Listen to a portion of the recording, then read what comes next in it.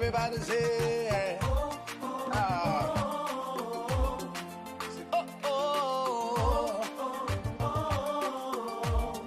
say, how can I express my gratitude for all the many things you've done for me? Words are not enough, to say thank you. Say, Lord, you are my everything. You're my everything. How can I express my gratitude? How can I express my gratitude for all the many things Father, you done for me, yeah. Words are not enough to say thank you. So Lord, you are, you're my everything. Say, I call you Jireh. Lord, my provider. I call you Nisi. You are my banner. I call you Rapha. Hey. You are my healer. Say, Lord, you are. You're my everything. I call you Jireh. Lord, my provider. I call you Nisi. You are my banner. I call you Rapha. You are my healer. Say, Lord, you are. You're my everything. Uya matinyana.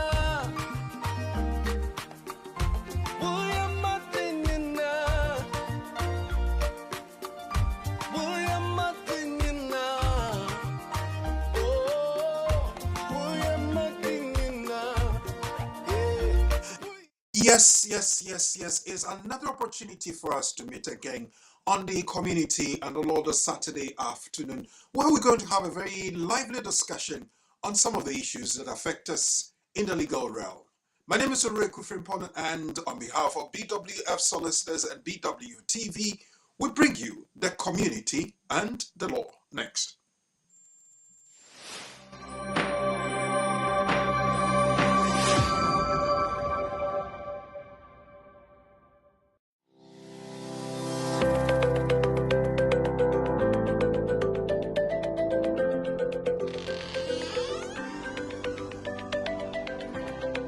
Hello. Yeah, you're good. Hello. There are several questions in the community when it comes to the law, especially with immigration matters.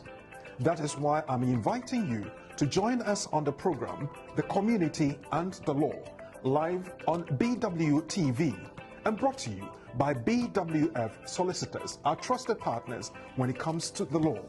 We are going to have a very massive discussion on some of the issues of immigration matters that bother you. And they have the opportunity to meet you live on the program to explain to you all the updates that have come from the Home Office and also address your questions and concerns that you might have when it comes to the law.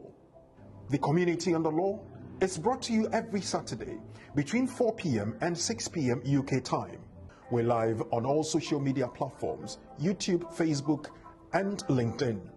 At BWF Solicitors, at BWTV, and of course, we urge you to share the program and invite others to join us. Remember, it's at 4 p.m. to 6 p.m. every Saturday, live on BWTV. You have your questions. There are answers. So join us, learn, and empower yourself on the program, The Community and the Law. So pick up the phone and dial 0208 493 7345, or you can send a text 07950 422 780. It's The Community and the Law. My name is Oreku Frimpon, and I am your host.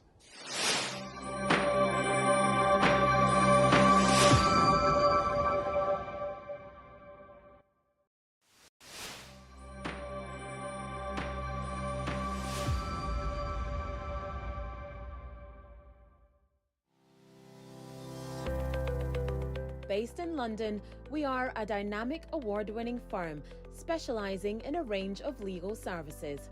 Welcome to BWF Solicitors, a trusted and experienced law firm specialising in immigration and nationality, appeals and judicial review, dispute resolution, family and matrimonial, and other family law disputes with international context.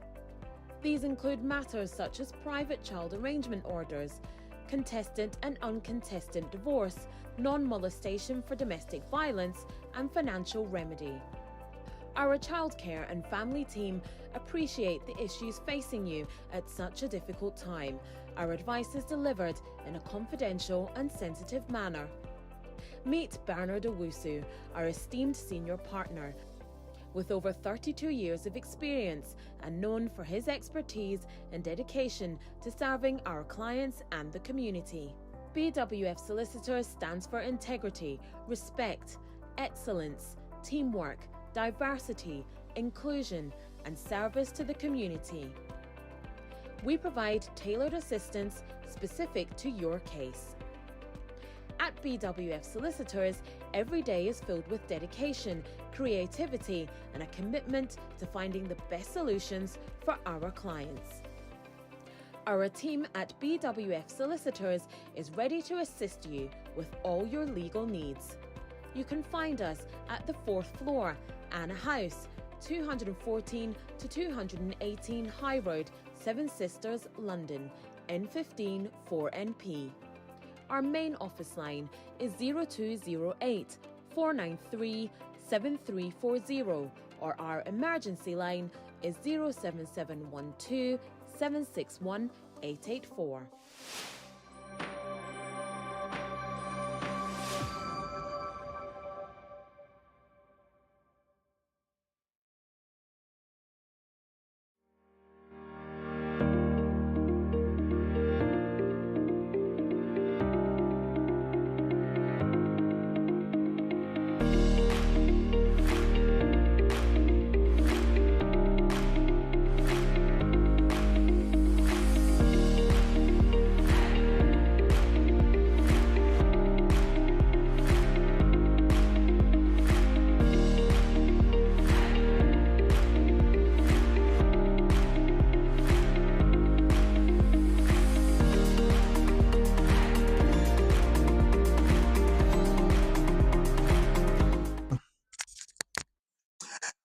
Hello.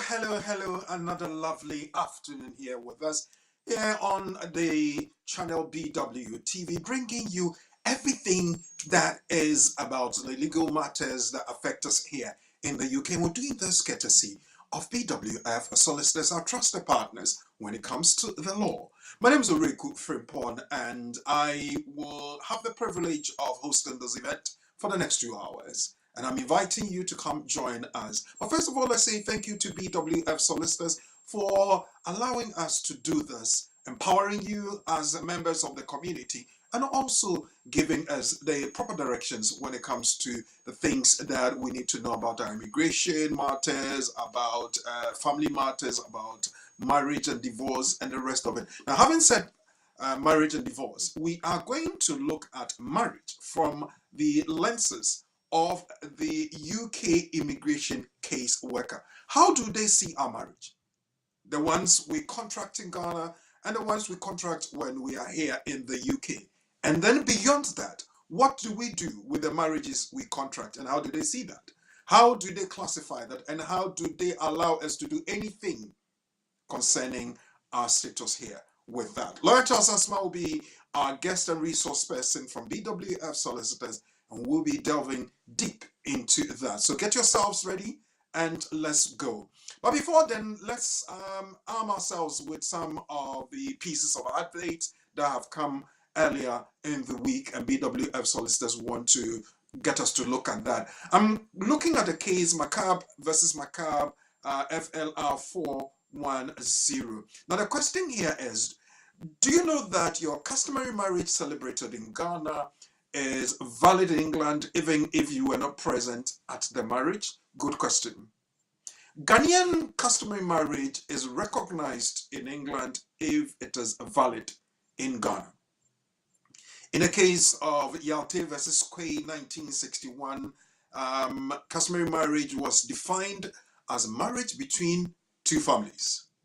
Therefore, if your family or appointed representative contracted the marriage on your behalf, the laws of England would accept it as a valid marriage.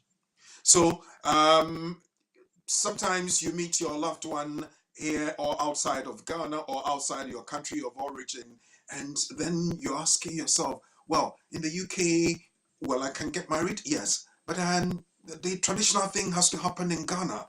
What do? We can't even travel at the time that we want to get the marriage properly put together. The law says, especially those of you from Ghana, Ghanaian customary marriage is recognized in England if it is valid in Ghana. When I bring on Lawyer Charles Asma, I'll be asking what makes marriage valid in Ghana, and how do we make sure that we show the validity here in the UK. I remember again that the Yalte versus Quay case is what I based on, and we'll be looking at that. But then let's get into this. Some people have experienced the services of BWF solicitors and they are satisfied. They're happy about that. One of them is Godfred. Godfred is saying that I would like to extend my heartfelt gratitude to BWF solicitors for their outstanding support during my skilled worker visa application process. The entire team were professional, very responsive, and very incredibly knowledgeable, making what could have been a stressful experience smooth and manageable. A special thank you goes to Uncle Ben and lawyer Emmanuel, whose guidance and dedication truly stood out. Uncle Ben's encouragement and support kept me confident throughout the process, and Emmanuel's legal expertise and attention to detail were invaluable in ensuring everything was submitted accurately and on time.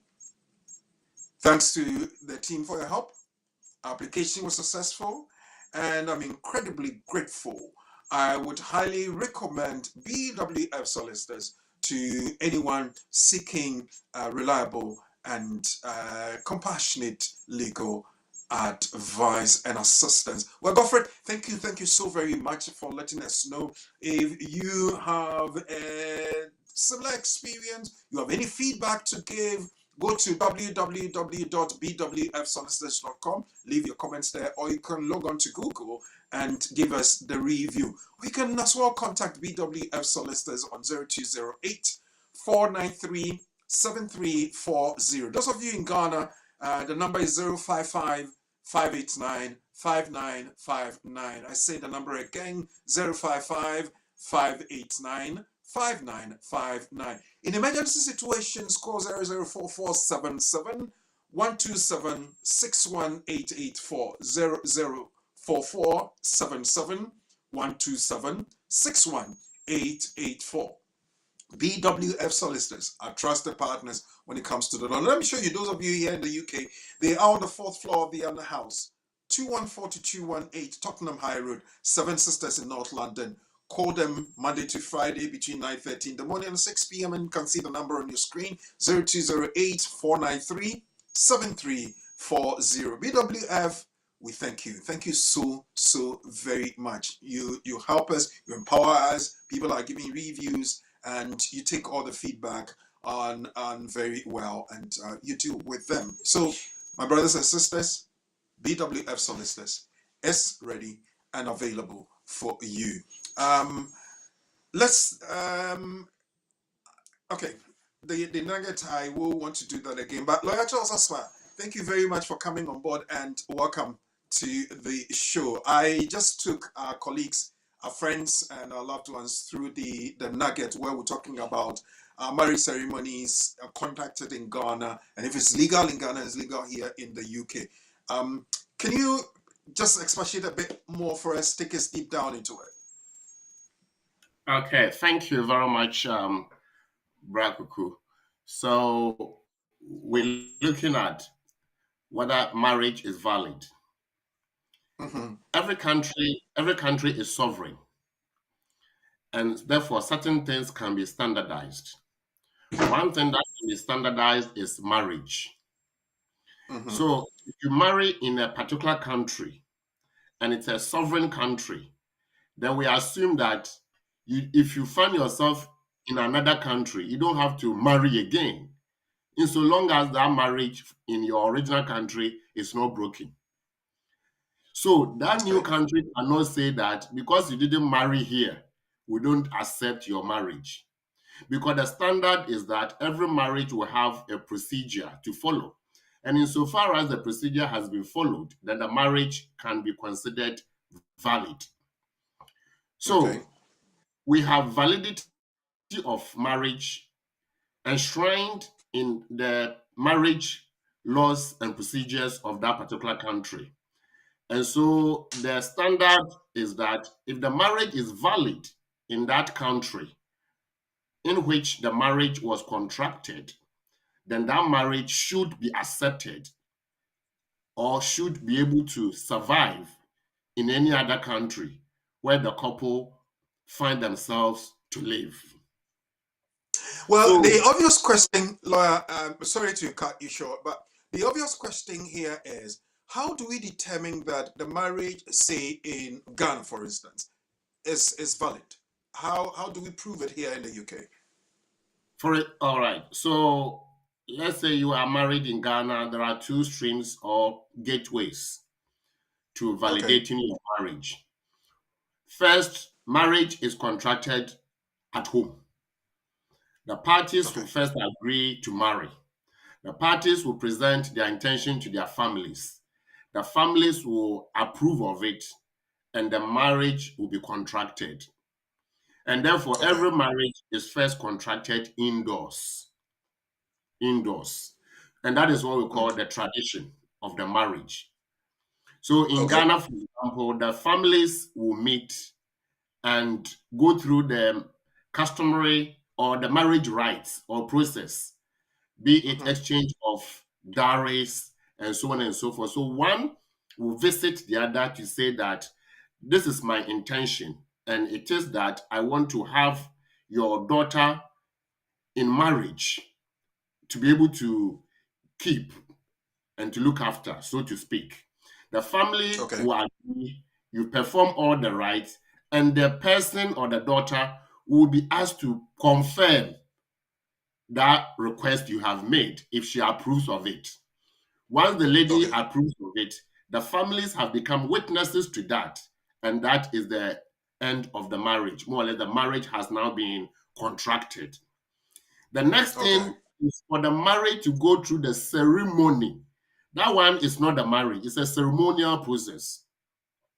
And so having married, and that is why we say haven't married. Once you are married, you can register the marriage or you can bless the marriage. What we say traditional, the marriage at home is what the other countries or the white man will call, or the English man will call, engagement. So once you have gone through the process to have that person as your wife, that is the beginning of that. And at that point, you can live with that person. But the key thing is you want to formalize the process. And in formalizing the process, you would want to go to your church to have it blessed so that God will, not God to approve it, but God to literally bless it in a way. And so you go through the wedding process, which is the foreign style. You go through the wedding. And even you know that before the wedding, you would have already had a marriage completed at home. So even the man of God or the officiating pastor will ask you, have you done what you have to do at home? Has it been completed? If yes, then they will just bless it. If no, they win. And that bit is so once you finish with that, they will give you a certificate. And that approach, both of you must be present for the officiating part or the registration part. Both of you must be present. And where both of you are going to be present, we call it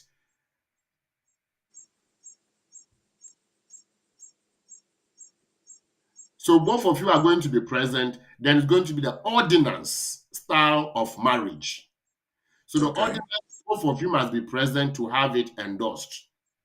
And they will give you a paper, a green sheet of paper, they call it certificate, all endorsed. That is one. Both of you must be present. Once you end the process, the marriage is valid, and UK will accept that as a valid marriage. Again, some people, after going through the process to marry at home, they go to the government to have it registered. And that registration under the law, that is the 1884 to 1985 marriage laws in Ghana, the custom marriage laws in Ghana, it says that having contracted the marriage at home, you can register the marriage in future. Having completed the marriage, so that when the marriage is contracted at home, you can choose to register it, and that's optional. So under Section 2, Section 3 of that law, the 1985 law, it says that in future, one of you or both of you can register your marriage, having gone through the process already at home, and it is done. So if I marry today, and 10 years later, I choose to register my marriage, under Ghana law, it is valid. Because the registration is not the marriage itself, but the registration is just a formality to have it within the books of the government. Okay. So if somebody is married in Ghana, gone through the process, is living with their wife or husband, and in future they decide that, you know what, for formality reasons, let's have it recognized or let's have it endorsed. So we go to the government to give us certificate of marriage. In other words, the marriage must be recorded in the books of the government that this marriage has been recorded, and that's called registration. You can do it any other time. So if I married 10 years ago and I'm now coming to the government to have it done, and I'm using it for any official purpose in the UK, the UK government cannot say that the marriage was 10 years ago, why are you now registering it? Because the laws in Ghana allow for that particular marriage. If it's ordinance, it has to be the same day. So if you look at the ordinance process, most people will complete the marriage process traditionally on Saturday, and Sunday they have it blessed and they get a certificate. And both of them must be present to sign. Under the customary marriage, especially in Ghana, both of you must not be necessarily present to sign. And that is called registration. And therefore, the registration, you can do it insofar as you have both of you or one of you has agreed, both of you have agreed, or one of you goes to register. But the question is, at the time of the marriage, were you both present? And that is where we say that once you have both agreed to marry, once you have already met in person, the rest is by the families. Because the families who accept the marriage. Right. And so whether you are there or not, whether both of you were there or not, whether one of you was absent, it doesn't matter. And when one of you is absent or both of you were absent, then you have to have the family members who witnessed the marriage to go to court to say that we attest by way of statutory declaration, so declare that we witnessed and we represented A and B in their marriage. And that is the statutory declaration bit. Okay. Well, I think it dovetails into our discussion this afternoon, where we're going to look at marriage from the lenses of an immigration case worker. That will come later on. But I have this question for our viewers and our clients and everybody watching us. There's a scenario. Zuma Seidu, an English student, married Amalia Brown in Ghana. Although they did not they did not attend the ceremony, so to speak, their authorized proxies represented from in Ghana, represented them in Ghana at the ceremony. A lawyer has told Azuma that because they were not present at the marriage ceremony, their marriage is not valid in the UK or in England. So then, looking at the explanation we've been giving, looking at the nuggets we have had, is the lawyer telling Azuma and Amalia the correct thing? So I ask you the question, which of the following statements is true? 3 of them, choose one and tell me which one is true. 1, the marriage is valid because Ghana is a Commonwealth country. Well, let's move on from 1 and go to 2 and look at the marriage is not valid because they both did not attend the marriage. Then there's a 3rd one. The marriage is valid because it is recognized in Ghana and they don't have to be present once they consent to that marriage. Think about these, because I'm going to get Lawyer Charles Asma help us to fully discuss what marriage is, how it's looked at for immigration purposes, and then other things, including your questions. So keep them coming through. Your text number is 07399208468, or you can send a WhatsApp to the same number, 07399208468. And when the lines are active, you can also give us a call on 0208-493-7345. My brothers and sisters, ladies and gentlemen, is the community and the Lord. Charles Emery, thank you for coming through. Thank you for your texts. We also have Sandra Fraser, who is asking people to share the link and also like it when it is that you come on.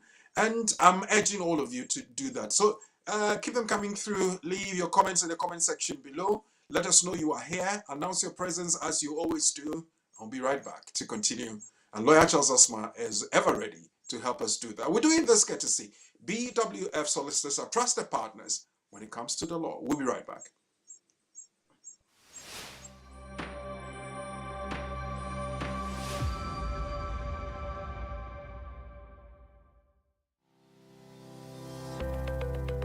Based in London, we are a dynamic award-winning firm specializing in a range of legal services. Welcome to BWF Solicitors, a trusted and experienced law firm specializing in immigration and nationality, appeals and judicial review, dispute resolution, family and matrimonial, and other family law disputes with international context.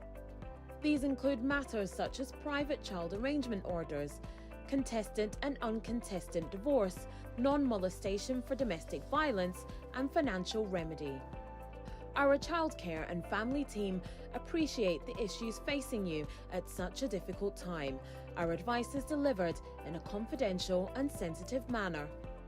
Meet Bernard Owusu, our esteemed senior partner, with over 32 years of experience and known for his expertise and dedication to serving our clients and the community.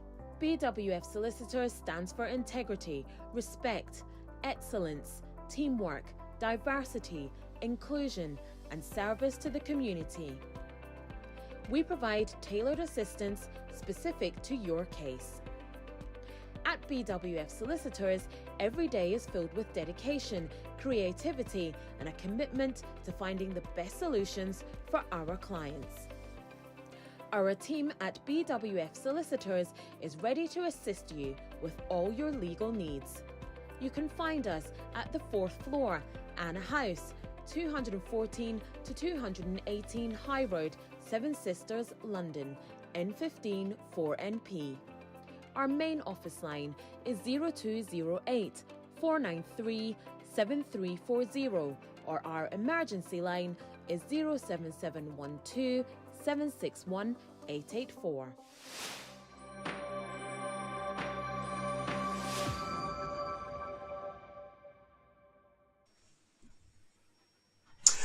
We're still live on Community and the Law on BWTV, brought to you by BWF Solicitors, our trusted partners when it comes to the law. BWF Solicitors, we thank you so very much for giving us to do this. People, you can visit BWF Solicitors on the 4th floor of the Anna House, 214 to 218, Tottenham High Road, Seven Sisters, North London. The marriage maze. I have had a teaser with Lawyer Charles Asma, who is our resource person and guest this afternoon from BWF Solicitors. What's marriage? How do we contract it? How is it done? We've looked at the Ghanaian situation. Is it the same as doing it here in the UK? He's stuck on it, but I know he will go into it.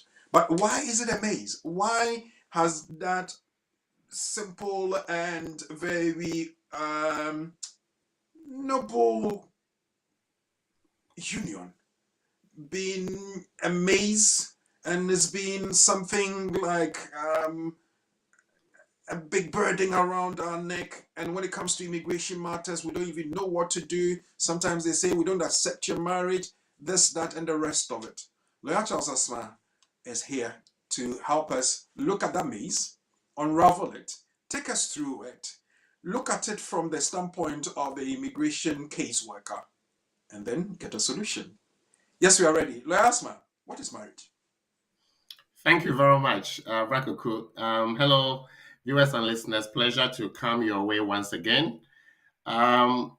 Today's topic appears to be a thesis statement, but it is a thesis statement because there is so much in that. So there is marriage that we will contract. And when somebody say that I am in a marriage, the part of the body that comes to mind is mainly the heart and the mind, right? Mm-hmm. So marriage is an act of love consumed by the mind. And so there is intention to love, and that love should last forever. Marriage. Now, once you marry and you are living at your corner, nobody is going to define marriage for you. Nobody is going to ask you a question because you don't have to explain yourself to anybody. Obviously, but the moment you marry and you intend to show that you are married so that people will approve of it and give you the benefit thereof, then they want to know whether the definition they have fits your type of marriage. Okay. And that becomes a maze. Because then the person who is trying to interpret your act of marriage will have to navigate through the process to understand that, yes, what the person is into is actually in line with the standard we are looking at, to be able to confirm that they have to benefit from whatever is available for people who have married. Okay. Example, what do I mean by if there is any benefit? Once you marry and you are in your country, nobody cares. But the moment you want to use the marriage to travel elsewhere, people want to know that you are married indeed. That's one. Two, once you marry, and that as a result of the marriage, you want to benefit from estate, if I say estate, assets accruing from the marriage, then somebody will want to know whether there was marriage indeed, isn't it? Otherwise, he cannot benefit from the things. He cannot benefit, yeah. Exactly. And so the question is, when the caseworker is trying to understand your marriage or your action or whatever you are doing in that relationship to fit or situate into the criteria that they know to be, would they agree with you that yours fits or yours doesn't fit? If yours fits, then take it off. If yours doesn't fit, then they will question it. But before they can question it, they have to be sure that they themselves have found their way through the maze. Otherwise, if they've gotten it wrong because they couldn't navigate through the maze themselves, then they cannot be right. And so today we are looking at the marriage maze, the complexities of marriage, and how we see marriage through the lens of a caseworker who wants to give us something on the basis of our rights in that marriage. So the caseworker is supposed to follow a criteria and pick out certain things. So we are going to look at some keywords. The caseworker will want to understand whether the marriage is valid in the first instance, validity of the marriage. So, and we have understood from the case of Makab, from the case of other case laws, and also the Ghana Act and most other laws, the family law in the UK, and every country has its own marriage laws. The rule is that every country is sovereign, and therefore, if the marriage is recognized in that country, then any other sovereign state must accept it to be so. And UK has established that position. So if the marriage is recognized in that country in which it is contracted, then UK will accept it to be valid. Point one. That means if that country does not accept that marriage to be marriage, then UK will not, that does not recognize it, then UK will not accept it. But we know that insofar as you've gone through the process and you have a certificate to confirm that the marriage is contracted in line with the prescribed rules or procedures, then it is valid. And if it is valid, UK has to accept it. But then there is also a second part to that, because for UK to accept it, they're accepting it, especially for case workers. They have to accept it to give you the benefit within that process, i.e., immigration. So, would the caseworker just look at the validity of it alone or something else? So, caseworkers have sat down to look at the sociology, the philosophy, and the actual basis of marriage, and have concluded that marriage is for heart, marriage is for mind, and marriage must be forever. That's the bottom line. And so, if we're able to prove that the marriage is valid, yes, and that your heart, your mind, all within it, and that it is continuing till death possibly do the two of you part. And here it's not about wedding or church thing or anything like that. It's about the fact that you are bounded in love. And because you are bounded in love, only death will separate the two of you from that love. Yeah. So it becomes a cliche. And so the caseworker wants to know whether the permanence nature of this marriage is actually what we see.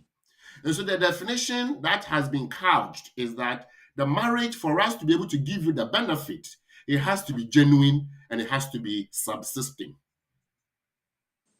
Okay. What is genuine? Genuine means there should be no element of artificial aspect of anything, or there should be nothing to suggest that it is not correct. I don't want to use the word itself that is not genuine.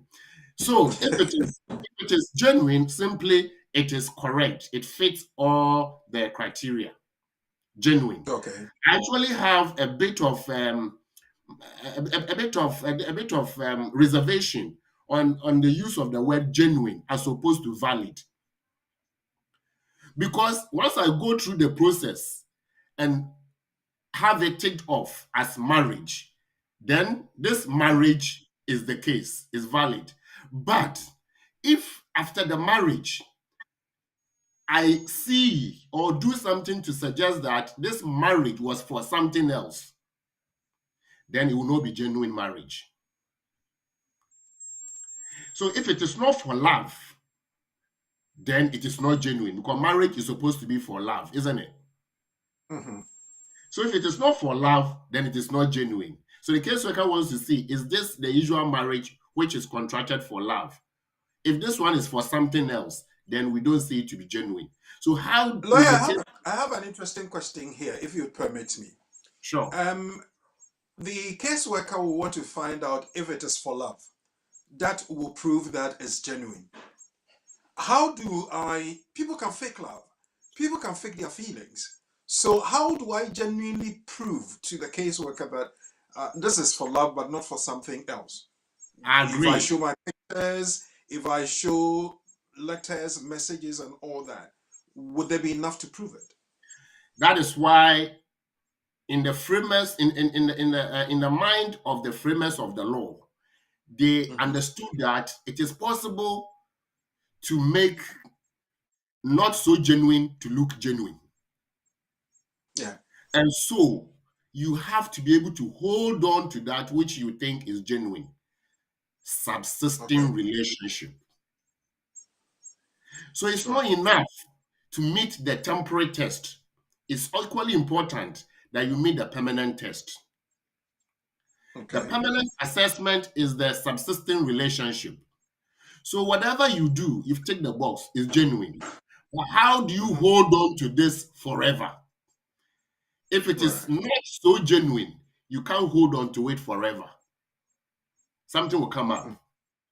And so if it appears at a point that it is no longer continuing, then they will say that this marriage is not subsisting. That is one point. So the caseworker, apart from the validity of the marriage, will also look at whether this marriage, as we said, must be genuine. Is this a sham marriage? Is this a marriage of convenience? Is it a sham marriage or marriage of convenience? So the marriage can be valid, everything is fine. But when they look at other things and think that, no, this one, there's something that doesn't make it look all genuine, then they will suspect it to be something else. So I'm going to take you to the policy or the things that they will be making reference to be able to say this or that. And there are 3 case laws that I will just be mentioning in passing in the course of the discussion. One case law, of course, we look at the case of McCabe and McCabe, which set out the validity of marriage. So that one, marriage is valid. But we're also looking at whether the marriage is genuine. And there is a case called Sadowska. It's a EU case. Sadowska talks about whether the marriage is sham or not a sham marriage. A sham marriage simply means fake marriage. So how does it appear not so genuine? That case law will tell you that if the caseworker thinks that it is not genuine, because you have said that it is difficult to tell the difference between not genuine and genuine. There's a fine line. And so where the lines are blurred, it's difficult to differentiate. And so the rule is that if you think it is not so genuine, you have to prove it. And it is the caseworker.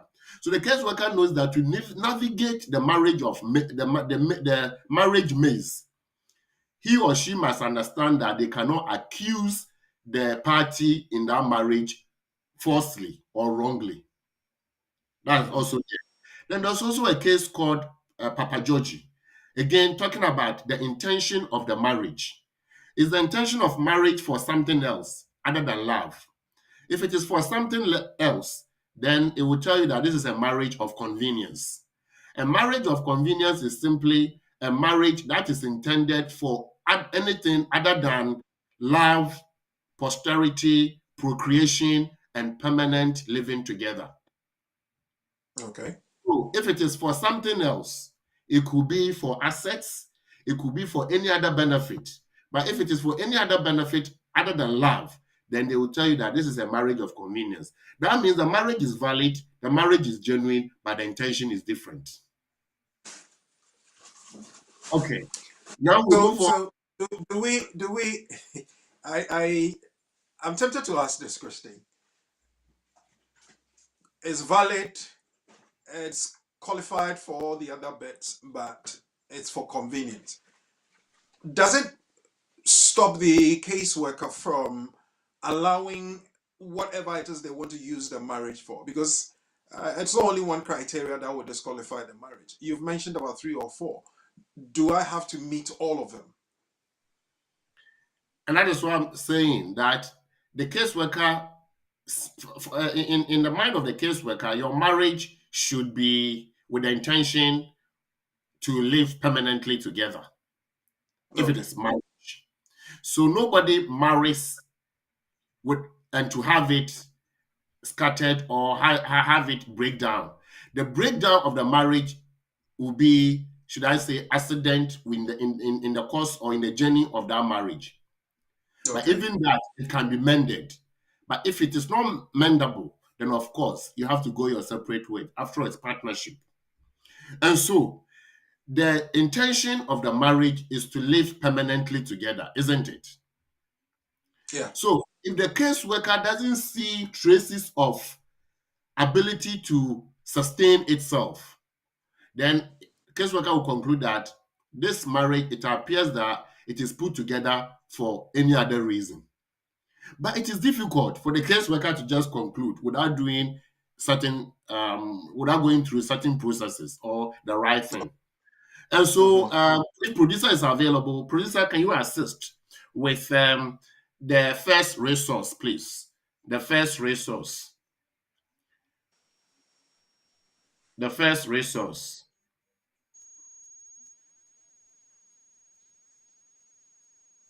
Now, this one is talking about criminal investigations, sham marriage, and there's version 3.0. I know it's a Home Office document that Lawyer Charles Asma would want us to look at.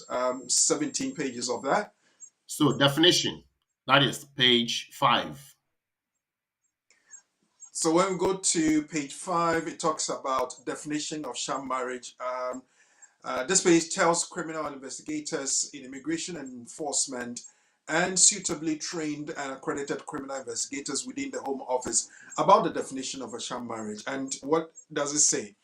Under Section 24 and 24A of the Immigration and Asylum Act of 1999, as amended by Section 55 of the Immigration Act of 2014, a sham marriage or civil partnership is one in which all of the following apply. One or both of the parties is not a relevant national.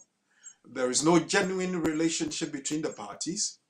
Either or both of the parties enter into the marriage or civil partnership for the purpose of circumventing or avoiding UK immigration controls. Lawyer.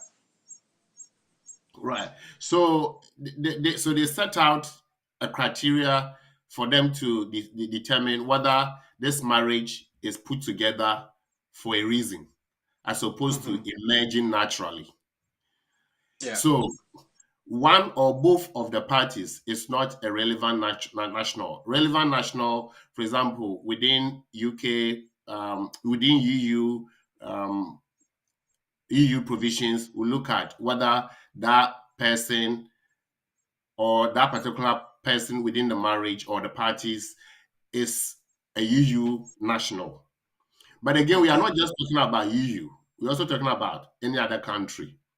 If, for example, your marriage is to a UK national, then you want to a British national, they want to know that that person is British. But again, as I said, you can see that this definition is coming from the immigration caseworker. So they have the benefits that the person is seeking in mind. So they are wearing the immigration lens. But generally, if it's just marriage that you are living with your partner, you don't want anything out of it, then it doesn't really matter whether you are a relevant national or not. But because you want something out of it, then the other party who potentially is going to give you the benefit thereof must be a relevant national who has the benefit. So one, there is no genuine relationship. How do you define genuine relationship between the parties? So the parties have come together and you can see that they are just trying hard to please each other, but this will not survive.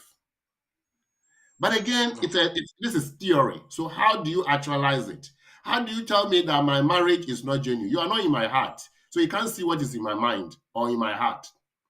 So how do you know that what I'm doing is not correct or is not genuine in that sense? You have to prove to me. And here, you have to be able to identify that what do we see in marriage per se? Marriage people, before they marry, would have met each other, right? Obviously, yeah. People, before they marry, would have what we call courted, engaged in friendship. Married people will be having a conversation. Well, even if they are living together, they will have conversation. If they are living apart, they will have conversation. And so the marriage has emerged as a result of this friendship. And it is obvious that this is the case. Let's take an Okay. example.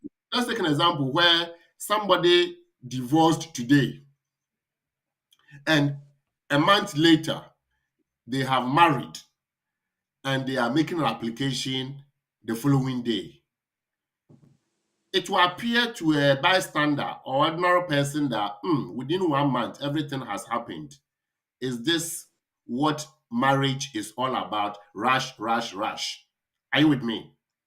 Yeah. So even though you haven't said that this or that, but whatever has happened will appear to the caseworker that no, this one, it appears to be a sham marriage because we don't see any genuine relationship on the part of the parties. Mhm. Then we go to the third factor, which says, if you can go back to that third factor, please. Okay. So then the definition of sham marriages, the document was talking about three things that we look at. One or both of the parties is not a relevant national law has explained that. There is no genuine relationship between the two parties. He just explained that. So we're looking at a third one. Either or both of the parties enter into the marriage or civil partnership for the purposes or for the purpose of circumventing or avoiding UK immigration controls. And that's where the caseworker comes in strongly, isn't it? Yes, so that is the intention of the marriage, right? So, intention of the marriage. So, what is the intention of this marriage? Is it for love or for something else? If it is for something else, then the caseworker will conclude that it's a sham marriage or a marriage of convenience. Those two words are used interchangeably, but they mean the same thing. If it's a sham marriage, then it's likely to be a marriage of convenience. It might not necessarily be a sham marriage, but it is going to be, the intention could be for immigration purpose. So you might have married, everything is fine, but intention, and where the intention is that of immigration, then after a month or after a year, you realize that they have nothing again to show that the life is still continuing as married couple. So they will make a second application or subsequent application and they will ask them, you were able to prove everything from day one. How come in your second application you are saying that you don't live together, for example? How come you don't have anything to prove that whatever was happening is still happening? Then it appears to anybody that, could it be that the intention is different other than to live together permanently and to have a life together? Not necessarily to have children, but to have a life together. Okay. Okay. Then we go to the appendix relationship with a partner, policy guidance that the caseworker must follow. So, producer, if you go to the second resource, relationship with a partner, and here you see that version 7 came in 2024, 2024 October, and it tells the Right. case worker in assessing whether this relationship is genuine or not so genuine, you have to look for the following. Okay. It defines who a partner is. And so we look at paragraph 6.2. So if you go to 6, under point 2, it tells you that a partner is somebody who is a spouse. A spouse means who is a spouse or a civil partner or unmarried partner. And here, so you see, the caseworker knows that you don't have to be married to have a life with somebody. And that is why we have unmarried partnership portfolio for those who are not necessarily married, but they are living their life as if they are married. So if you go to other countries, for example, in Ghana, we have a lot of people who are having lives with other people, man, woman, living together. They even have children together, but they have not necessarily gone through a marriage process. But whatever they do appears to be the way married couple or people behave. And therefore, they are in a relationship, what we call durable partners, unmarried partner. So you are not married, but you are behaving as married. Therefore, you are okay. You are married, that is marriage certificate, and civil partnership, that is same-sex aspect. There is, and it goes to the second part, the third bit. You can see that with unmarried partners, first one, if you are a spouse, should you live together with a person if you are a spouse? If you It are doesn't married, say. no. It doesn't say. It says a spouse. Who is a spouse? A spouse means you are married. Okay. So if you are married, that means you are sharing abode together, aren't you? Okay. Yes. When you are married, and the moment you marry, we don't expect you to be living apart. Well, we don't expect, but circumstances may make you live apart. For instance, work, other duties, um, several other conditions, Laura. So does it So necessarily have to be so that you have to be living together because you are known as spouses? living apart means that even when you go, you come back home. Okay. So if you are Okay. working in paradise, you still come back to the earth to visit the family. So it doesn't Obviously, yeah. really matter. If we want to find out where you live, we won't go to where you work. We'll go to where your home is, isn't it? Hmm. If And obviously, you would have given an address in your application, isn't it? exactly so, and not just your application, all the agencies or the people you are dealing with, and they want to know where you live, you give them your home address. Hmm. So if you are married and you say, I live with my partner at this place, obviously you give the home address. That is the standard. But if you are not married, then you don't have to be living. So before, you have to be living together. And the law changed. And for me, I thought about it and I said, there's a reason why the law changed from living together to not living together if you are not married. Because if you are not married, you don't have to be living together. And there's a sociological and cultural reason. Because in some cultures, and we'll see that the case workers are required to consider the cultural connotations or context of the applicant. Yeah. So if my religion, faith, and culture do not permit me to be living with the woman or the man whilst we are not married, then I don't have to live with the person. But we are in a relationship.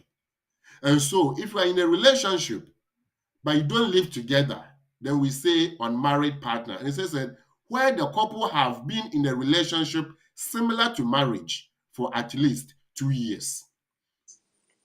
Before, it will tell you that they have lived together in a relationship similar to marriage for 2 years. But now they have removed the cohabitation and it's simply relationship. And so it's easy.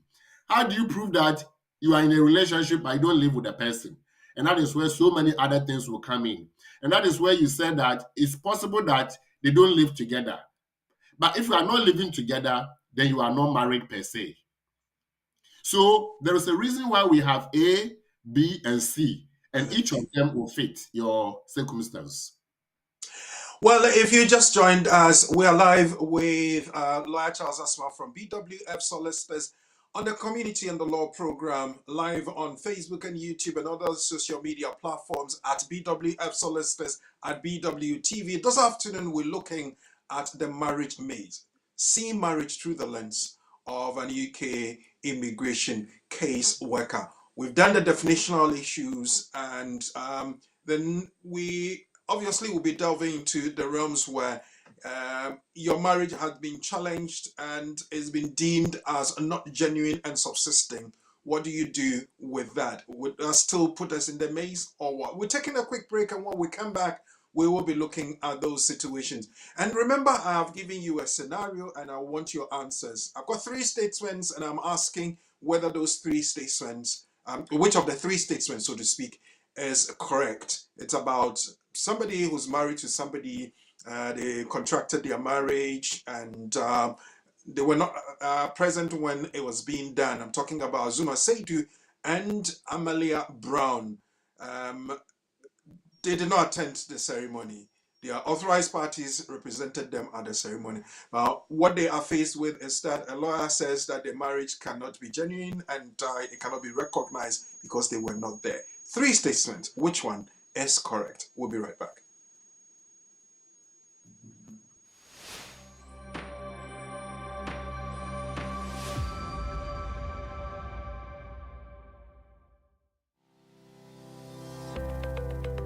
Based in London, we are a dynamic award-winning firm specialising in a range of legal services. Welcome to BWF Solicitors, a trusted and experienced law firm specialising in immigration and nationality, appeals and judicial review, dispute resolution, family and matrimonial, and other family law disputes with international context. These include matters such as private child arrangement orders, contested and uncontested divorce, non-molestation for domestic violence, and financial remedy. Our childcare and family team appreciate the issues facing you at such a difficult time. Our advice is delivered in a confidential and sensitive manner. Meet Bernard Owusu, our esteemed senior partner, with over 32 years of experience and known for his expertise and dedication to serving our clients and the community. BWF Solicitors stands for integrity, respect, excellence, teamwork, diversity, inclusion, and service to the community. We provide tailored assistance specific to your case. At BWF Solicitors, every day is filled with dedication, creativity, and a commitment to finding the best solutions for our clients. Our team at BWF Solicitors is ready to assist you with all your legal needs. You can find us at the 4th floor, Anna House, 214 to 218 High Road, Seven Sisters, London, N15 4NP. Our main office line is 0208 493 7340, or our emergency line is 07712 761 884.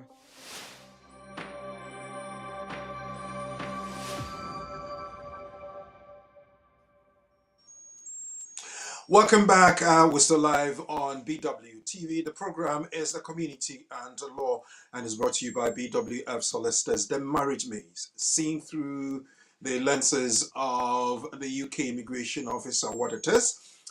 You have your questions, you have your concerns, you can send them through our text line 073-99208-468, or you can call in when we have activated the lines, which will be pretty soon. 0208 493 7345. Or you can leave those questions in a comment section down below, either on Facebook or YouTube. Lawyer Charles Asma from BWF Solicitors is our resource person and guest, and he's taking us through that knowledge build that we can enhance our experiences with. Lawyer Asma, thank you for sticking around and thank you for doing this for us. We've looked at some definitional issues. We've looked at relevant person. We looked at what the marriage is supposed to be, what makes it not valid and what not makes it not subsistent. You're talking about partners here. We're talking about couples who are married, and then civil partners and the rest of it. Now, when we have looked at all these definitional issues, what do we need to really prove to the caseworkers so that they believe what we are telling them and presenting to them? Thank you very much, Brakoku. So we are looking at whether this marriage fits the criteria of what marriage people do, or the usual behavior of couples. One, you are married, and so you have marriage certificate. That is for those who are married. Or you are not married. You are in unmarried relationship or partnership, and so you are not. So you don't have marriage certificate. So if you don't have marriage certificate, you have to show 2 years of relationship. 2 years. That's the list. Okay. If you have marriage certificate, then it doesn't matter when you married. And so let's take example. And you will tell me whether the caseworker would think that this one is a bit, or, and if they think that they are not sure, what should they do? So you have John, who has been given 60 days notice to leave the UK Mhm. because their visa has been cancelled, or their skilled worker, whatever. They have been given time to leave or to make a new Mhm. application. 60 days. Okay. John came with his partner. So he has a dependent. Before John can marry again, John must divorce the other one. Yeah. So John, within the 60 days, divorced. Within the Mhm. 60 days, found new love. Within 60 days, made friends or created friendship with that new love. Within the 60 days, showed subsisting relationship. Within the 60 days, potentially married. Because 60 days is less than 2 years. So there's no way you can show 2 years. So you can't show. John will not fit unmarried partner. John can only fit spouse, right? Mhm. Because spouse is married. So now John has done everything. John put in application 1 week to 60 days expiration date. Okay. Good job. Love is at work. But will caseworker think that John rushed to marry or to love? Or it doesn't matter? John has a marriage certificate, right? Yeah, well, no, what I'm saying is that would the caseworker think that John rushed to love again? Yes, because 60 days for all that to happen looks like a short period. That is, So would have justification to think that he must have rushed. call it S1, suspicion 1. Okay, S1. Mhm. So that is in the exhibit 1 box. Then we Okay. go to exhibit 2. Would the caseworker think that now, remember, the John now comes to make an application to live with his new partner, Mhm. who is somebody who has indefinite leave to remain or settled in the UK. And the rules say that Okay. the person must be present and settled, or Mhm. must be a British citizen, or a EU national with A pre-settled. U national. Yeah. So so now John is making an application on the basis of the wife's or the new wife's sponsorship. So John comes with an application for further leave to remain. Mhm. You are the caseworker. What would be your suspicion about this application in terms of intention of John's marriage? He wants to circumvent the immigration process No, no, so no, no. that he would. Don't use that word. Don't use that word. That word is strong. Don't use it. Use a simple word. John's intention is to be granted further leave to remain so that he Further doesn't leave need to remain. to stay here. Yeah, Okay. that Okay. would be suspicion number 2. And why would the Number two. person suspect this intention? The person will suspect that for everything to go through, no problem. If it is love, you can rush love. But to come to get a benefit out of this love, it appears that the intention is not love, but No, something but else. rather something else. Yeah. And then the caseworker will have a reason to say that suspicion 2 is marriage of convenience. Hmm. So suspicion 1 is the chronology of events. Okay. And suspicion 2 is what is happening as a result of this marital experience. And Okay. so if the caseworker sees that it's all been rushed, then the suspicion is made out once the person comes to ask for a benefit thereof in terms of request to be granted. Right. Again, John will say that I divorced my wife long time ago. Soon as I came, the relationship didn't work, so we divorced. But then, when did you enter the UK? And we realized that you entered the UK January 2024 and April 2025, you have remarried and so you came in. So the question is, if you came in January 2024 with your wife, that means everything was okay at that time. and you came in, something would have happened and relationship broke down. And within the spectrum of the default conversation, default approach is that when the marriage breaks down, there should be mediation to resolve it. So the marriage breaks down after arriving in January, and we don't expect that as soon as you arrived, marriage will break down. Something will lead to that. Maybe infidelity or whatever has led to that. And then you have to find a way to remedy it. So you speak to family and friends for mediation. Right. And mediation has taken, let's say, some time. It didn't work. So let's say June is everything is not working. So you find new love. New love. So between June, when you found new love, to remarrying, to getting a new visa, you are also told that your thing, and maybe because the marriage broke down, you just want to move on. But the question is, would the caseworker think that for you to arrive or enter with your husband or wife, for you to divorce, for you to find new relationship, for you to love again? Because when people ask me, lawyer, so how long should it take for you to love again and to marry again?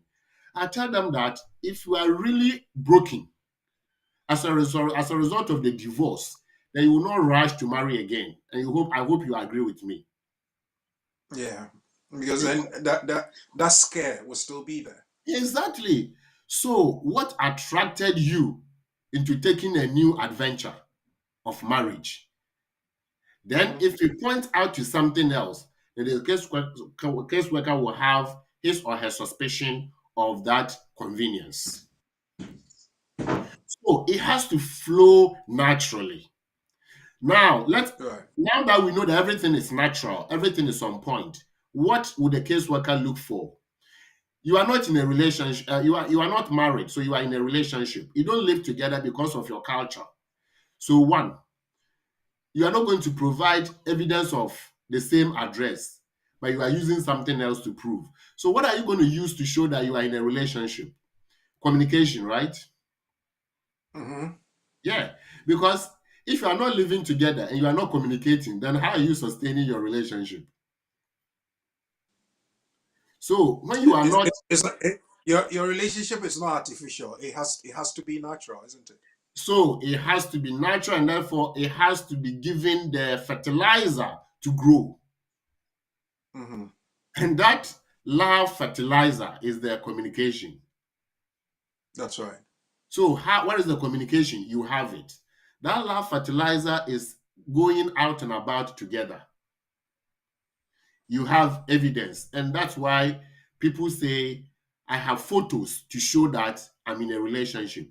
Photos are not standard or legal evidence, but they support your claim that you are in a relationship. Yeah. Communication is not a legal evidence, but they support your claim that you are in a relationship and that the relationship is ongoing. Okay. So if for 1 year there's nothing to show that you are communicating, then it appears that the relationship is not working. Even though there's no law that if you don't have communication evidence, it means the relationship is not working. It becomes a commonsensical and sociological approach to concluding that the relationship may not be working because they are not talking. So evidence of communication, evidence of doing things together. You might not necessarily be married, but you may be pursuing investment together. There are some people who even have insurance, life insurance together, because to them, it is the love, not the artificial paper of marriage. And therefore, if it is love, then if I'm not there, how will my lover survive? So I want to put together insurance, life insurance, so that the life insurance is a joint life insurance, so that it benefits each other. And that is what people in a relationship do, or spouses do. So you have that insurance, life insurance evidence. Again, you have evidence that you travel together. So when you go on holidays, you have your evidence. When you go travel, flight or train or whatever, you have your evidence. How do you prove that you travel together? You don't have to bring me your travel ticket and my travel ticket separately to say that we travel together. We That travel would- together. To travel together means that on that evidence, you have two names there. Okay. So that we booked this with the intention that it's for two people. And again, why will I be traveling with you or doing that if there isn't something per se? Even though it is not always the case that there is, but in this circumstance or the conversation we are having, if the people are using this as evidence of the ongoing nature of their relationship, then it makes sociological sense. Because you will not be traveling and doing things together with your enemies. And so if I say that we do this because of what we have in common, then it should make sense. It should make sense. Right. So when you are not married and you are not living together, you can still have evidence that we have pointed out. Having assets together, owning assets together. For example, I have a car and my unmarried partner is the named other driver. Okay. Then it makes sense that we mean business, don't we? It does. Yeah, we may not necessarily be living together, but we share the car. So that when I travel, she can use my car. When she travels, I can use her car. Yes, I can use the same car, even though the car is owned by her. I can use it because I'm the second name driver on the car. So if I have this evidence that, look, even this insurance for her car, I'm the name driver because whenever she's not using the car, I use it because we are in a subsisting relationship. Would that make sense? Relationship. Would that make sense to a common person? Yes. Yeah, it does. Then that will make sense to the caseworker. Mhm. So you see, if you are not living together, you have that. But then if you are living together, then it is not enough to just say that you have communication, you have traveling together, you have all that, but you don't have the same address. Would that make sense? Yeah, it does. It will. No, but now we are married. If we are Okay. married, before we married, we were not living together because we said that culture and faith, religion, do not Does not permit allow us to. living exactly. Now that we are living together, is it sinful to live together? We are married. Is it so sinful? No. No.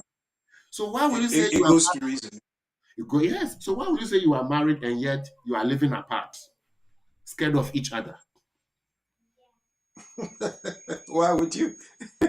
Then you are close to divorcing again. Then. Then it shows that the relationship is not subsisting. So when we say subsisting relationship, it's not a rocket science. It's simply living your life together as couple. Okay. So you can even talk to somebody who is married to say, "Oh, so how do you show that you and your wife are cool?" They will tell you a lot of things they do, and that is what the caseworker wants to see. How do you prove that you and your wife, you and your fiancé, you are not married, but how are you keeping the relationship? Oh, this is what we do. Oh, wow. You do it as if you are married because it's genuine and subsisting. That is what the caseworker wants to see. So the first time I said, let me finish. Let me finish. When the caseworker puts on the lens, when the caseworker puts on the lens, they want to see that all these things are showing. okay. Then that is what you are proving. So then it comes to my question. When I give some evidence that I think may be enough, would I have the opportunity probably to go and give further evidence? Would the social worker, the caseworker, so to speak, if not too convinced, come back to me to say, can you prove further that your marriage is genuine and subsistent? Thank you. So within the policy guidance for caseworkers, there's a case called Balajigari 2021. So Balajigari versus the Secretary of State. So Balajigari case, Home Office accused Balajigari of marriage of convenience, and so to speak, a sham marriage. And Balajigari said, that is what you think. And so if you allege, you must prove it. Whoever alleges proves. So when the matter went to court, because the lawyers of Balajigari had to impress upon the lawyers of the Secretary of State to bring their evidence to confirm what they are saying. So what will you have to show? They relied on further evidence they gathered. One, because they suspected, suspicion one, suspicion two, they invited the people or the couple to attend marriage interview. And that is why marriage interview is often carried out. Because once you suspect, you have to prove it or leave it. So they will invite you by way of evidential flexibility that can you come so that we interview you and your partner. Then they will interview the two of you to confirm the suspicion or otherwise. So when they are actually enforcing or trying to prove a point, they will say that one, the evidence didn't add up. Two, we invited them to attend interview, and yet everything pointed to the fact that it is not. Again, they have to, the caseworker, if the visa is already issued and they intend to cancel because they have found out that the visa was issued wrongly, and they now have picked up evidence of marriage of convenience, they have to let you know that we are going to cancel your visa. Okay. So they won't just get up to do something, because that would be a procedural impropriety. But the procedure is that if you suspect something with a view to take action, do something. And what do they suspect? If you say that I am marrying to gain something out of it, that is harsh allegation, isn't it? And you have to point it out to me, you have to show it. And so when the caseworker wants to refuse on the basis that they suspect sham marriage or marriage of convenience, they have to send you what we call minded to refuse letter. To say that we suspect that there is deliberate attempt to circumvent the rules. Can you prove to us otherwise? They won't just you rely on that allegation to act. And so anytime they are going to use sham marriage or marriage of convenience to refuse, they have to give the person opportunity to say something, to confirm or to rebut. If they don't do that and they refuse, the person is right to rely on the minded to refuse guidance to say that you didn't follow your own procedure.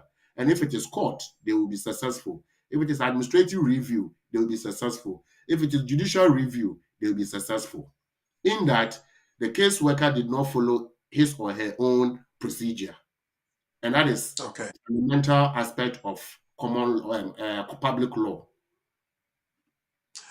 Well, we're live on the Community and the Law program brought to you by BWF Solicitors. This afternoon, we have Lawyer Charles Asma helping us to go through the maze of marriage and looking at marriage through the lenses of a UK immigration case worker. We've done the definitional issues, we've done what you need to do to prove, and then we just at this point looked at the minded to refuse if there isn't enough evidence to do that.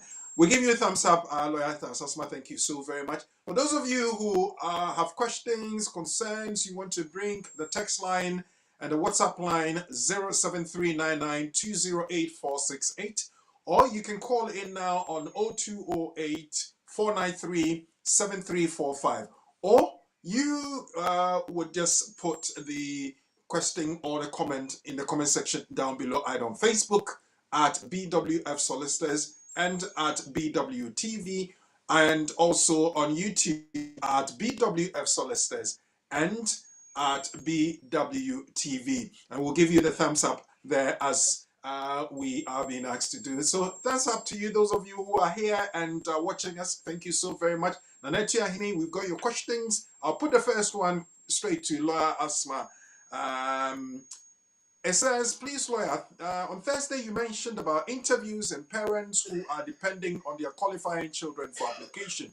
When was that introduced? Is that purposely for fathers or mothers as well? Is that for all parent applications or selected few where caseworker needs more information? What about if DNA is provided? Do they still have to go for the interview? If evidence of parental relationship, the school, GP, dentist letters are provided, do they still have to go for the interview? Will the child also attend with or without mother living separately? If you could help us with some more details, Lawyer. Thank you, Chahine, for the research questions. I'll do my best. Research question 1. When was this bit you mentioned introduced? So it is not a law that has been introduced, but it's part of the evidential flexibility that caseworkers have started. So it's a practice we have, or something we have observed. In that, a lot of people are giving birth, which is good. And when you give birth in the UK and one of the parent is British or settled, the child is British. And so the other parent, who is an overstayer, can rely on this child to make an application under Appendix FM. But the question is, to prove that this parent or the British, the father or the other parent who gave that citizenship right to the child is actually the parent, you need to show certain things. So if it's the father, all you show is the birth certificate on the child, the child's birth certificate showing the father's citizenship and all that. The father can be living in their own palace. The mother is living with the child. After all, she's a baby mama or he's a baby papa. All we are saying is that, yeah, it's good. People are giving birth. Now, the caseworker have noted a trend of increasing or a rise in childbirth, ostensibly by people who are overstayers. And so they've started sampling and relying on evidential flexibility duty to authenticate that indeed the father or the mother who is the British is actually the parent of this child. So they will invite. So that takes us to question 2, isn't it? Please, Bakoko, take us to Tuahine's bit so that we'll finish quickly. I just want to make sure that I answer directly. So yeah, let's bring back what the Tuahine was talking about. Is that purposely for fathers or mothers as well? Is that for all parent applications or selected few? Number two. Let's go to number 2, Bakoko. So the first one was it's a practice that has started emerging. Is that purposely for fathers? It's both. For fathers. So yeah, they will invite both parents to attend the interview, not necessarily the child, because the child is innocent. So both parents. After all, the parents claim that they met, slept together, and had a baby. So they invite you just to have a chat with you to see how it all happened. Is that for all parent applications? All parent applications. It's all applications under direct access provisions. Direct access, where they don't live together and one lives somewhere, so direct access. And Ochiahina, I know you know direct access procedure policy. Or few where caseworkers need. So again, it would not be everybody. It's a sample.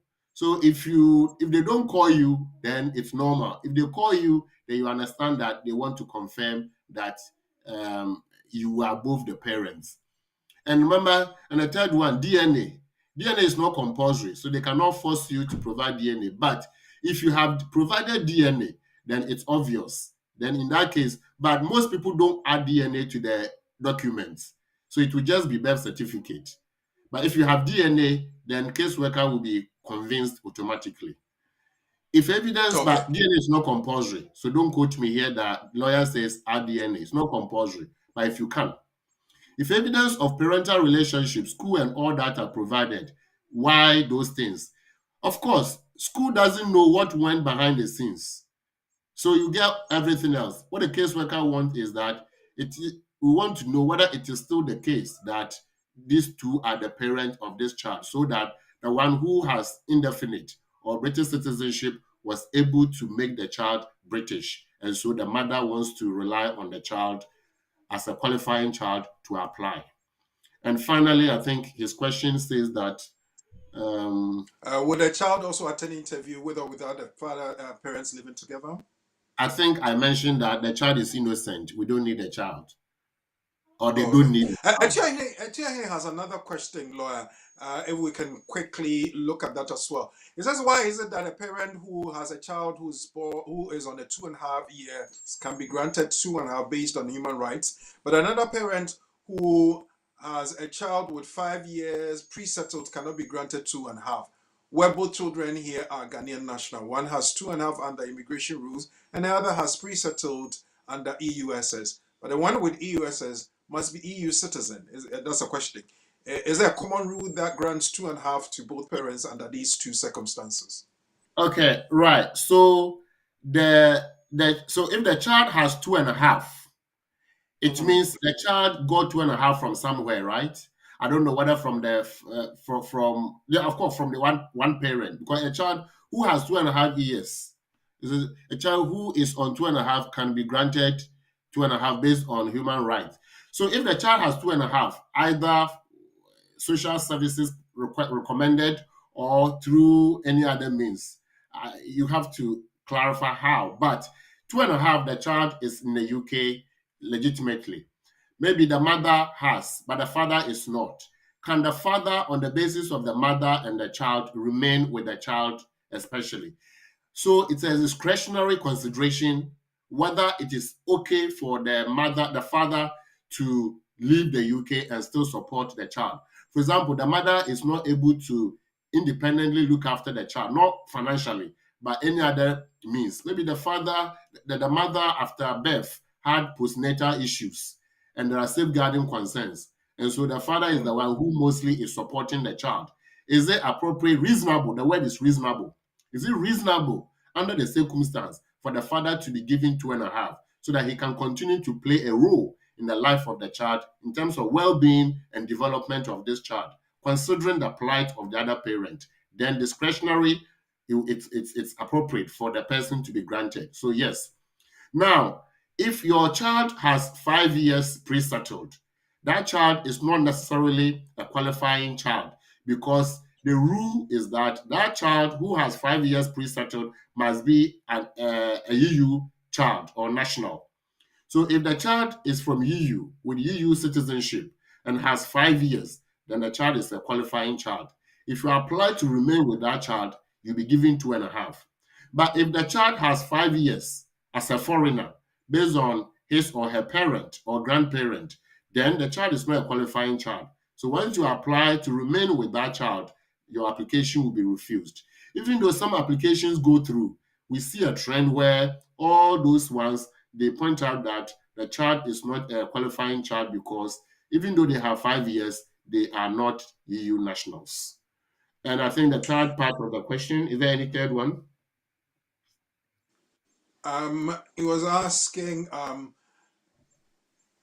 where both children here are Ghanaian immigration, are Ghanaians. One has that under pre-settled. I think it pretty much answers all of that. But if you have any further questions, you can contact BWF Solicitors, or if you want to contact Lawyer Charles Asma directly, his line of hope is available. We can put it on the screen for you. 079 sorry. Can we bring up Lawyer Asma's number? Yes, 07947 636037. 636037. So you can contact him directly and he will help you with that. Or you can send a text or WhatsApp to line 0739920848. If you have any other question, those of you on the platform, either on Facebook or YouTube, you can put that in the comment section below. But remember, you need to be liking the page and also sharing as well for the benefit of those who are not here. Eunice says that I came to the UK with a skilled worker visa, but didn't get any work or hours with them. I'm assuming as the organization that brought you. Fast forward, I got another job with another care home and they told me they will give me a certificate of sponsorship after 6 months probation with them.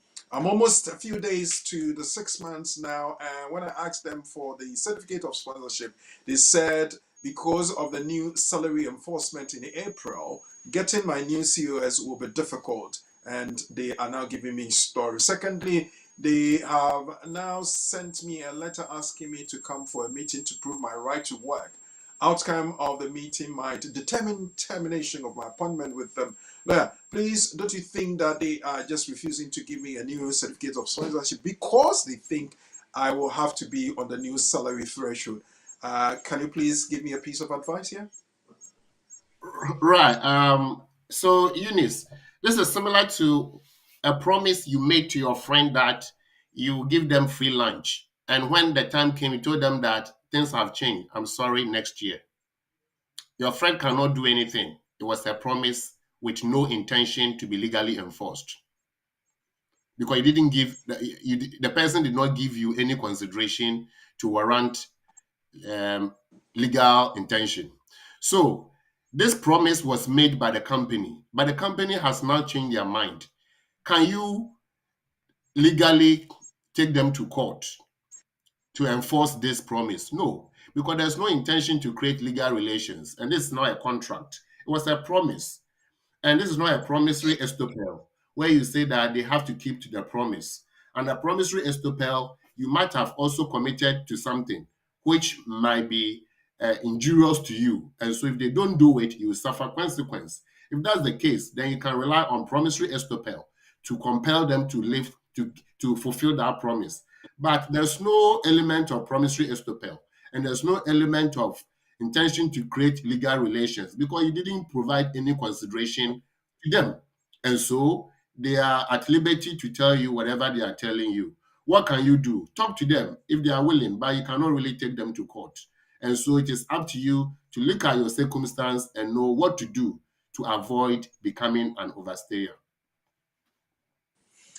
Well, keep them coming through 0739920848, or you can put them in the comment section down below, either on Facebook at BWF Solicitors, at BWTV, on YouTube at BWF Solicitors, at BWTV. The community and the law is the program, and our guest, the resource person, is Lawyer Charles Asma from BWF Solicitors. We're taking a quick break. When we come back, we will pick up a few more of the comments and questions you have brought, and then look at our nugget and quiz again.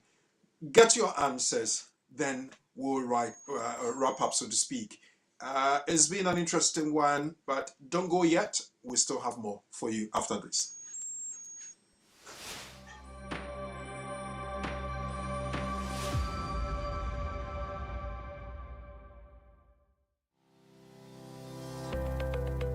Based in London, we are a dynamic award-winning firm specializing in a range of legal services.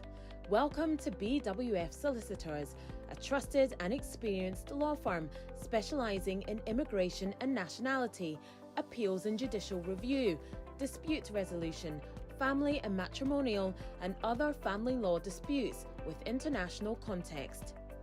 These include matters such as private child arrangement orders, contestant and uncontested divorce, non-molestation for domestic violence, and financial remedy. Our childcare and family team appreciate the issues facing you at such a difficult time.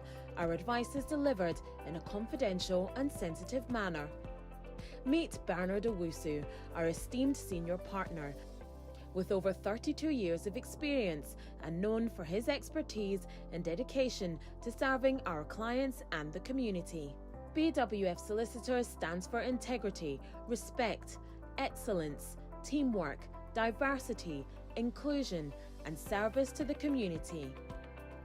We provide tailored assistance specific to your case.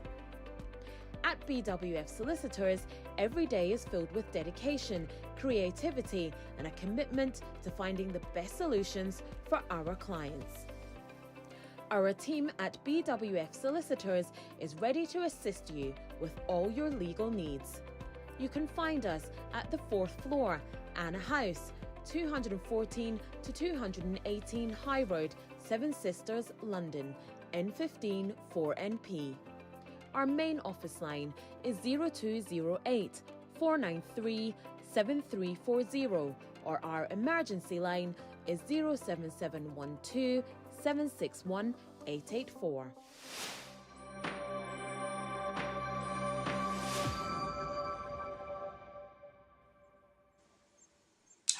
Welcome back, and thank you for sticking around live on BWTV. We're bringing you the community and the law. We have this afternoon looked at the marriage maze, seeing marriage through the lens of a UK immigration case worker. Lawyer Charles Asma has been a resource person and guest, and he's taking us through that. He's taking his time to answer some of your questions. Now, there was this I introduced you to, and that's our nugget for the day, and was talking about marriages contracted outside of the UK that are still valid here in the UK. So the question was, did you know that your customary marriage celebrated in Ghana is valid in England, even if you were not present at the marriage? The Ghanaian customary marriage is recognized in England if it is valid in Ghana. In the case of Yate versus Kwei, customary marriage was defined as marriage between two families. Therefore, if your family or appointed representative contracted the marriage on your behalf, the laws of England were accepted as a valid one. Then again, I asked you a question on this scenario about what my friend and the partner are facing, Azuma Seidu and Amalia. Now, Azuma is an English student, got married to Amalia Brown in Ghana. Or they do not attend the ceremony. Their authorized proxies represented them at the ceremony. A lawyer has told Azuma that because they were not present at the marriage ceremony, their marriage is not valid in England. So I'm asking, I've got three statements. Which of them is true? The marriage is valid because Ghana is a Commonwealth country. Is that true? The second one is the marriage is not valid because they both did not attend the marriage. Could that be true? Or the marriage is valid because it is recognized in Ghana and they don't have to be present once they consent to that. Is that also very true? With that, I think I have one question for lawyer to deal with whilst you looking at your options and telling me what answers will be correct. Hi, lawyer. On the naturalization application, there's a section that asks you, do you have any dependents not applying with you? I have a British child and an unmarried partner. Do I answer no? Right. So if this person has a child and a child is living with them, or even if the child is obviously their child, they have to say, so do you have a partner, a child, or a child not applying with you? The child is British, so the answer would be no. But in this case, it's usually not. It's one after the other. They don't put the two together. Do you have dependent child, or do you have? So they wouldn't go together. And again, if that unmarried partner is not applying with you, the answer will still be no. So Elijah, it appears that we don't have full benefit of your story. The unmarried partner, is that unmarried partner also British? We know that the child is British. How about the unmarried partner? Is the unmarried partner applying with you? And again, naturalization, you don't apply together. So I don't have full information, but the most important thing is whether you are going to say yes or no depends on the question that you have. So if you can add a bit to your story, then I will be able to confirm what you say. All right. So Elijah, thank you very much. I've started getting answers to my questions. So maybe we will start looking at that. Azuma Seidu, an English student, married Amalia Brown in Ghana. Although they did not attend the ceremony, the authorized proxies represented them at the ceremony. A lawyer told Azuma that because they were not present at the marriage ceremony, their marriage is not valid in England. So these three statements, which of them is true? Is it one, the marriage is valid because Ghana is a Commonwealth country? Is it 2, the marriage is not valid because they both did not attend the marriage? Or 3, the marriage is valid because it is recognized in Ghana and they don't have to be present once they consent. I've got Bridget who says it's the third one. The marriage is valid because it is recognized in Ghana. They don't have to be present when they consent. Elijah comes up with some further information. My unmarried partner is not applying with me. So lawyer will come back to that. Let me pick up some answers. Charles Emery thinks that it is number 3. The marriage is valid because it is recognized in Ghana and they don't have to be present once they consent. Well, lawyer, Elijah Agnes says it's number 1. The marriage is valid because Ghana is a Commonwealth country. Elijah is saying that the unmarried partner is not applying with him. Please take note of that. I'll come back to it. Tilly says number 3. Emmanuel Labi says number 3. Thank you both for doing that. Yeah, I've got Tilly's one. Jacob Frimpong says is the third one. That is statement number 3. Thank you very much, Jacob. You're live with us on YouTube. That's pretty good. Thank you so very much. Do we have any? Okay. For purposes of time, let me go back. Kevin Marfu. Yes, I've got your answer. That's you say number 3. Thank you. Let's see if we can finish up with Elijah's comment. Lawyer.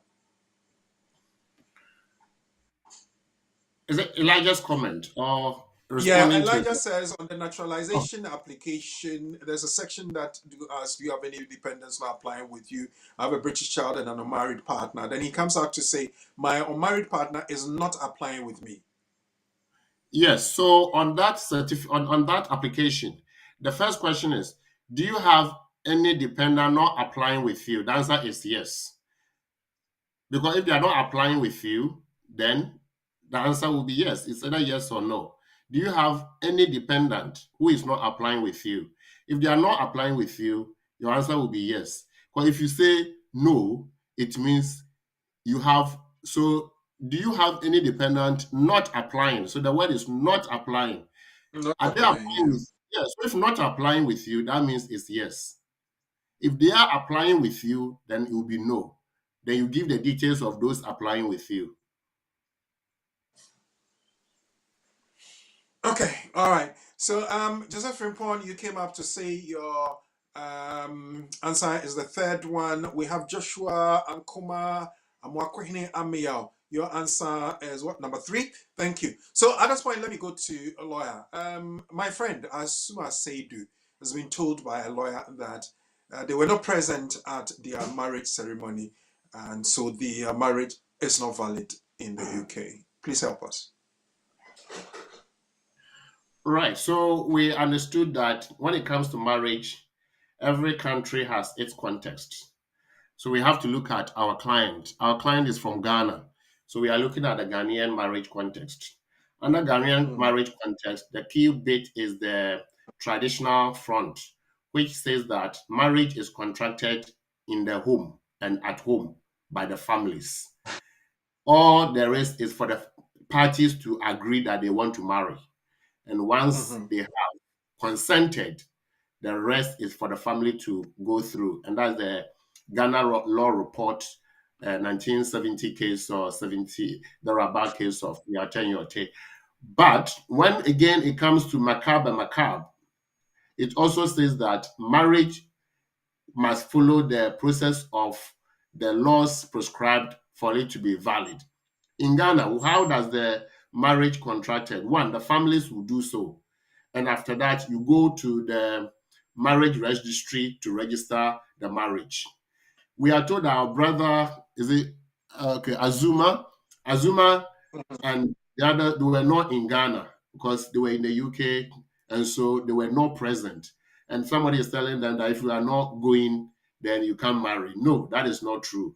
All they have is to give the message. They have to agree here that they want to marry.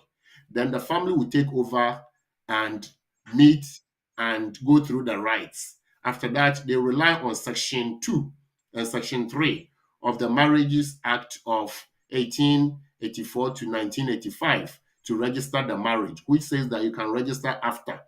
what they have to do is, after the registration, they have to show that the marriage was done per the representatives of the families representing these two people. And those two reps have to go to court and get what we call statutory declaration. So statutory declaration will confirm that the marriage was done through representatives of the family of this couple. Then they have to go to judicial service to get a letter to confirm that the marriage certificate and the signature thereof are all correct and they follow the law.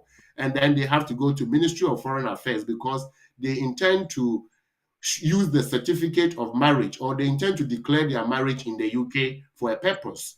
And so they have to get letter from the Ministry of Foreign Affairs. And once they have obtained all these four things, that is what the law says they must have. And so you don't have to be there. As long as the marriage process is followed in Ghana, it will be accepted in the UK. And in Ghana, proxy marriage is recognized within the rules. 3. So it's number 3. The marriage is valid because it's recognized in Ghana and they don't have to be present once they consent.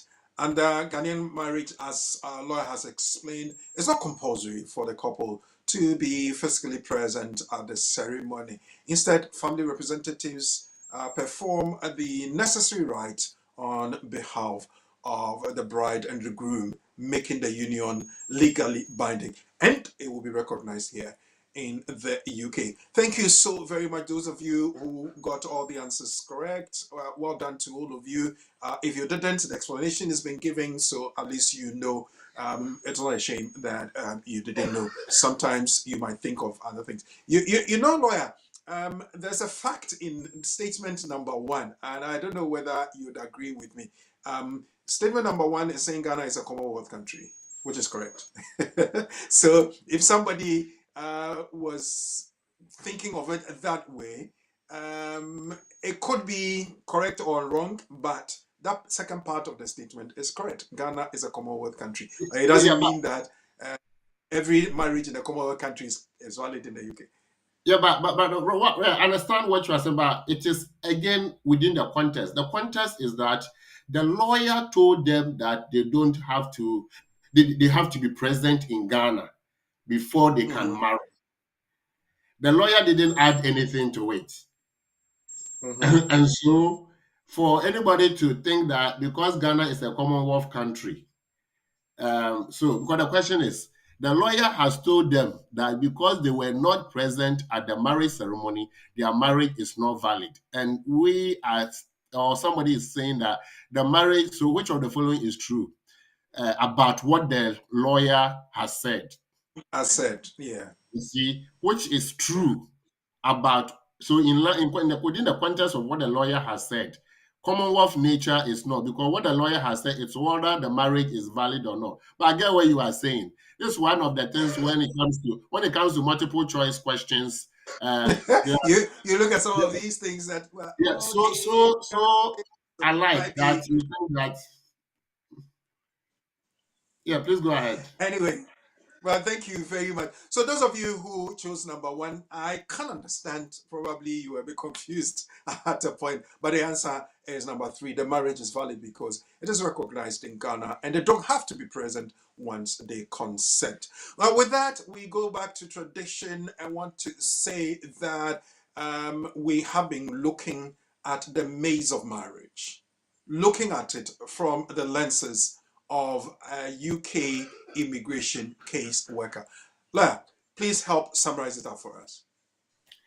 Thank you very much. So, in this maze of marriage, when the case worker is looking whether the marriage is one that should be used for sponsoring a partner to remain in the UK or to enter the UK, the case worker will check to see whether the marriage is contracted for the purpose of getting a visa.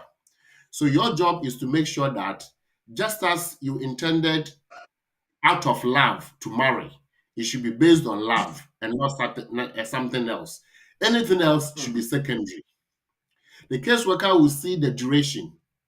The caseworker will look at evidence to support that this is a subsisting relationship. The caseworker will look at the fact that you met your partner before intending to marry, if you are married, because within the rules, the parties or might have met in person before marrying. And again, they might have married within UK marriage rules, under UK marriage rules, or under a particular country's marriage rules. And so if you are marrying from abroad, check your country, what the law says. If your country's law say that you can marry without being present, then you can go by that. If it says you cannot, then you have to be physically present. So you have to check your country's laws, and the caseworker will look at that. The caseworker will listen to your story and compare it to the country's profile or report to see that the culture of the country and other traditional and religious context of the country suggests that you should be living together or you don't have to be living together. If you are not living together and you are in a relationship, then you have to provide other things to support that the relationship is subsisting. And if the relationship is subsisting, that is all the caseworker will have to look at. If the caseworker suspects that there's more to what you are telling them, or there's something suspicious about what you are telling them, then they have a duty to come back to you for further clarifications. If they don't, then they will be in breach of their own policy for not giving you the mandate to refuse notification. But in all this, what we are saying is that you must prove that your marriage is genuine and your marriage is subsisting for it to fit the context of the caseworker who is seeking to give you benefit of leave to remain or leave to enter. Thank you. Thank you, and thank you again, Lawyer Charles Asma, who's being our resource person and guest this afternoon. And if you want to get in touch with Lawyer Charles Asma, I'm going to give you his direct line, apart from the one that you can call BWF Solicitors with, 07947 636037, 07947 636037. Or you can call the general line of BWF Solicitors 0208 493 7340, 0208 493 7340, or the Ghana number 055 589 5959. This afternoon we've looked at the marriage maze. We looked at marriage from the lenses of an UK immigration case worker. Those of you who were on the platform with your comments and sharing and of course liking the page, thank you. Thank you so much. I give you a thumbs up, and I want to invite you to come and do that again same time next week. If you missed the live show, don't worry. It would be on our various platforms at BWF Solicitors Facebook, at BWF Solicitors YouTube, at BWTV Facebook, BWTV YouTube. And also look out for our nuggets, which will come out on Monday morning before 12 noon, so to speak. And then again, look out for our other legal education programs, one on Thursday at 9 o'clock and Friday at 9:30. And then come back again for the community and the law, same time next week on the same platform. Lawyer Asma, thank you. And thank you to BWF Solicitors. Thank you to the BWF Solicitors family here in the UK and back home in Ghana. And to you out there that stayed with us all throughout, we appreciate you, we salute you, we give you the thumbs up, and we say that we want to invite you to come and join us same time next week. On behalf of Sheila, Ankara, and Padmo Dudu, and my producer, Professor Ade, it's a good evening. Thank you.